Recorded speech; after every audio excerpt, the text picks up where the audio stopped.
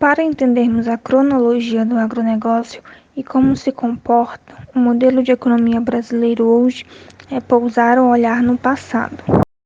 A história econômica brasileira, com suas implicações sociais, políticas e culturais, tem fortes raízes junto ao agronegócio. Foi a exploração de uma madeira, o pau-brasil, que deu nome definitivo ao nosso país. A ocupação do território brasileiro, iniciada durante o século XVI e apoiada na doação de terras por intermédio de Seis Marias, monocultura da cana-de-açúcar e no regime escravocrata, foi responsável pela expansão do latifúndio. Antes da expansão deste sistema monocultor, já havia se instalado no país, como primeira atividade econômica, a extração do pau-brasil. A extinção do pau-brasil coincidiu com o início da implantação da lavoura canavieira, que durante esse período serviu de base e sustentação para a economia. O processo de colonização e crescimento está ligado a vários ciclos agroindustriais, como a cana-de-açúcar, com grande desenvolvimento no Nordeste. A borracha dá exuberância à região amazônica, transformando Manaus numa metrópole mundial. No início do século, logo depois, o café torna-se a mais importante fonte de poupança interna e o principal financiador do processo de industrialização. Mais recente, a soja ganha destaque como principal commodity brasileira de exportação. Da poupança da agricultura se instalam agroindústrias, como a do vinho e dos móveis, da carne bovina, de suínos e aves. O progresso do sul do Brasil também está ligado ao agronegócio. A pecuária domina os pampas, a exploração da madeira nas serras e a agricultura se desenvolve com a participação das várias etnias que compõem o mosaico populacional da região. Em síntese, fica evidente que, a partir da década de 1930, com maior intensidade, na de 1960 até a de 1980, o produtor rural passou gradativamente a ser um especialista, envolvido quase exclusivamente com as operações de cultivo e criação de animais. Por sua vez, as funções de armazenar, processar e distribuir produtos agropecuários, bem como as de suprir insumos e fatores de produção, foram transferidas para organizações produtivas e de serviços nacionais e ou internacionais fora da fazenda, impulsionando, com isso, ainda mais a indústria de base agrícola. O agronegócio brasileiro passou por um grande impulso entre as décadas de 1970 e 1990, com o desenvolvimento da ciência e tecnologia, proporcionando o domínio de regiões antes consideradas inóspitas para a agropecuária. Isso fez surgir a oferta de um grande número de produtos. O país passou então a ser considerado como aquele que dominou a agricultura tropical, chamando a atenção de todos os seus parceiros e competidores em nível mundial. Atualmente, produtos oriundos do complexo de soja, carnes e derivados de animais, açúcar e álcool, madeira, café, chá, fumo, tabaco, algodão e fibra têxtil vegetal, frutas e derivados, hortaliças, cereais e derivados e a borracha natural são itens importantes da pauta de exportação brasileira. O agronegócio tornou-se vital na era da tecnologia e vice-versa. Não existe um sem o outro. Isso significa que ambas as atividades, quando buscam o seu desenvolvimento, se somatizam unissonamente.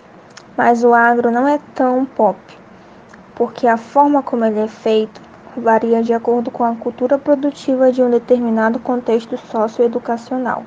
Por isso, são levantadas questões morais que se originam da filosofia de consumo do personagem final de cada cadeia. O Brasil destaca-se na esfera global por ser um país com imensa capacidade como fornecedor de insumos e de matéria-prima. Ele tem, naturalmente, grande potencial para isso, pela sua ampla biodisponibilidade. Aparentemente, o Brasil foi feito para ser o menino de dentro da porteira, mas parece que a sua imensidão esbarra e escorrega na sua cultura extrativista que está aí desde que Luís de Camões afirmou que neste solo tudo dava. E, por conseguinte, como nenhum recurso natural é inesgotável, Essa voluptuosa predação dos recursos naturais vai empurrando o solo, onde tudo dá, para o abismo da devastação ecológica. Podemos entender o agronegócio como uma faca.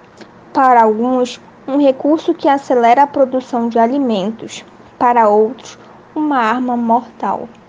A partir do momento em que a ONU propõe a economia solidária como saída para o grande colapso que expandiu o abismo entre o pequeno produtor rural e o agronegócio, o governo da era petista abraçava essa proposta como política pública pilar para agregar valor à produção rural e dar mais autonomia às famílias no campo.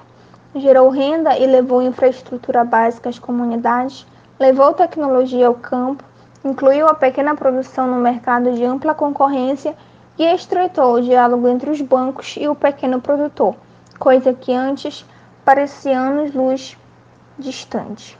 Mas, em 2016, mais uma vez, os moldes conservadoristas entraram em ação e o pobre, que já não era mais miserável, agora incluído no meio social, começou a incomodar e fora visto como o grande vilão da economia no país, por ser o alvo dos investimentos paliativos propostos durante o processo de aplicação das tecnologias aos empreendimentos solidários. Assim que a era petista sofre um golpe democrático e é deposta do poder, começa uma corrida para fechar a torneira de investimento a esses pequenos produtores rurais e devolver o cartel aos grandes. Contudo, o mundo queria o produto sustentável do pequeno produtor, que agora tinha uma visão de futuro mais empoderada. Isso força as grandes empresas a se aliarem a esses pequenos empreendimentos, geralmente cooperativas e associações, para conseguirem ganhar a Europa e os demais mercados globais. Agora, com a era bolsonarista, estoura a crise pandêmica Covid-19 e com ela fica claro que com o pensamento neoliberal do novo governo, a sustentabilidade não tem chance. Sem o pilar solidário que embasava a economia da inclusão da massa, cai por terra no Brasil a aliança solidária a que se propunha a nova era econômica no mundo. A lei volta a ser derrubar para crescer. E os feitos sustentáveis começam a ser sufocados pela cobrança por alta produtividade. Assim, o Brasil perde parceria comercial, perde mercado, perde para a China, que antes se igualava como país emergente, e perde parte da Europa. Como futuros agrônomos, é impossível ler o agronegócio no Brasil como algo não invasivo. Não é militância, é querer que esse solo, sagrado e consagrado, volte a inspirar uma nação inteira, que há pouco menos de uma década era premiada mundialmente por zerar o índice de fome. Mas também é como futuros agrônomos que sabemos que está no agronegócio a solução da pobreza no Brasil. Ao voltar para o firmamento da aliança entre solidariedade, educação e incentivo ao pequeno produtor rural, porque só assim respeitar-se-á o meio ambiente, e essa é a lei máxima para o mundo agora. Se quisermos ganhar os olhos desse mesmo mundo, temos que respeitar seu ar, sua sede, mas principalmente seu coração.